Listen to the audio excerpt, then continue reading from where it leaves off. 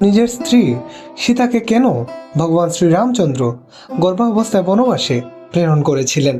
প্রায় সময়ই এই নিয়ে নারীগণের ক্ষোভ প্রকাশ করেন ভগবান শ্রীরাম উপর। কেন তিনি ভগবান হয়েও এমন কার্য করলেন? কিন্তু হরি যে অনন্ত, আর হরি কথাও অনন্ত, তাই সেই কারণটুকু জানবো আজকের এই অধিবেশনের মধ্যে দিয়ে। এই ভিডিওটি দেখার পর আর কোনো দিনও প্রভু শ্রীরামচন্দ্রকে কেউ কখনো ভুল বুঝবেন না। তাই ধর্মীয় এমন অজানা প্রসঙ্গগুলো জানতে আমাদের চ্যানেলটিকে সাবস্ক্রাইব করে নতুন ধর্মীয় ভিডিও অনুসন্ধানে উৎসাহ প্রদান করুন। মা সীতার বয়স যখন 4 বছর, তখন দুটো তোতা পাখিকে প্রাসাদে বন্দি করে এনেছিলেন।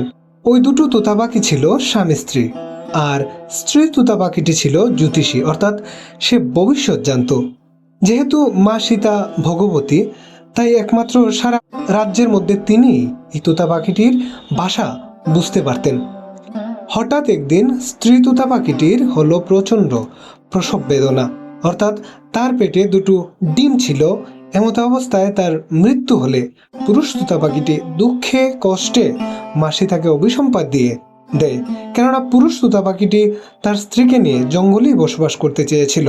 যখন তাদের বন্দি করে আনা হয়েছিল, তাদের দুজনেরই মন খারাপ হয়েছিল। তাই পুরুষ তোতা পাখিটি মা সীতাকে অভিশাপ দিল, তোমারও পেটে দুটো বাচ্চা যখন হবে, তখন এভাবেই তুমিও মারা যাবে। এই অভিশাপটুকু শুনে মা সীতা প্রাণ ভিক্ষা চাইলেন কেঁদে কেঁদে।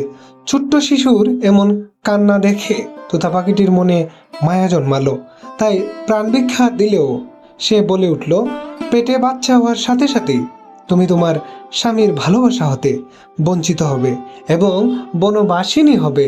অর্থাৎ আমি যেভাবে আমার স্ত্রী হারার বেদনা উপভোগ করছি, তুমিও ঠিক সেভাবেই স্বামী হারাবার বেদনা ভোগ করবে।